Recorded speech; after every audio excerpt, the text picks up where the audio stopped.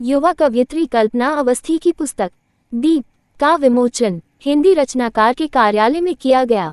हिंदी रचनाकार के कार्यालय में एक संगोष्ठी का आयोजन किया गया, जिसमें युवा कवयित्री कल्पना अवस्थी की एक और पुस्तक दीप का विमोचन किया गया।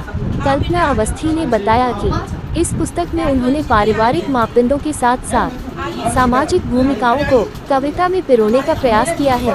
कार्यक्रम की अध्यक्षता कर रहे हैं साहित्यकार सरस्वती प्रसाद रावत ने बताया कि पुस्तक कवयित्री की सोच की गहराई को दर्शाता है, जिसने समाज के हर पहलू को छुआ है। उन्होंने हिंदी की दिशा और दशा को सुधारने के लिए विश्व पटल पर प्रयास करने की बात कही है।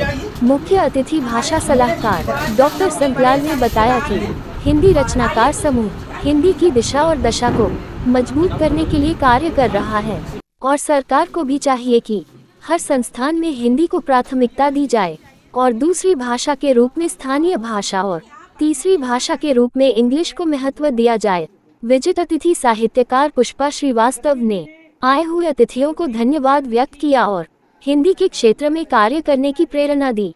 कार्यक्रम की व्यवस्थापिका डॉक्टर रश्मि लहर ने कहा, हिंदी एकमात्र ऐसी भाषा है जो भारत में सबसे ज्यादा बोली जाती है और विदेश में भी लोग हिंदी को पढ़ने और सीखने के लिए लालायित जरूरत है, तो सिर्फ ऐसे संस्थानों की जो हिंदी को बढ़ावा दें और इसे वैश्विक स्तर पर स्थापित करें। साथ ही उन्होंने ये भी कहा कि हिंदी को जब तक व्यावसायिक रूप से स्थापित नहीं किया जाएगा, तब तक युवा इसकी ओर अग्रसर नहीं होगा।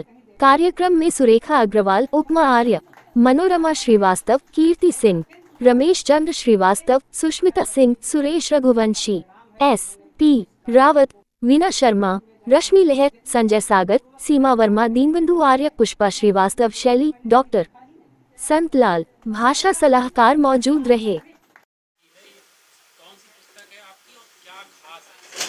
देखिए, मैंने जो अपनी दीप जो काव्य संग्रह लिखा है उसमें आपको जीवन का मार्गदर्शन देती हुई विभिन्न परिप्रेक्ष्य की किताबें बहुत सारी कविताएं आपको मिलेंगी। इसके पूर्व में मेरा दर्पण संग्रह भी प्रकाशित हो चुका है, लेकिन दीप में आपको एक नयापन देखने को मिलेगा और जो आपको जीवन मार्ग में चलने हेतु प्रेरित करेगा। मैं ये चाहती हूँ कि कल्पना भले ही रहे ना रहे, लेकिन दीप अमर होना चाहिए। क्या कहना चाहेंगी हिंदी के क्षेत्र में आप PhD भी कर रही हैं? जी जी। हिंदी को कहाँ देखती हैं? मैं हिंदी को सदैव से ही, जब से समझदार हुई हूँ, हिंदी को हमेशा मैंने शिखर पर ही देखा है और मैं चाहती हूँ कि मैं इस हिंदी को अपने कुछ अथक प्रयासों के माध्यम से शीर्ष पटल पर ले जाऊं और मेरी हिंदी हमेशा चमकती रहे।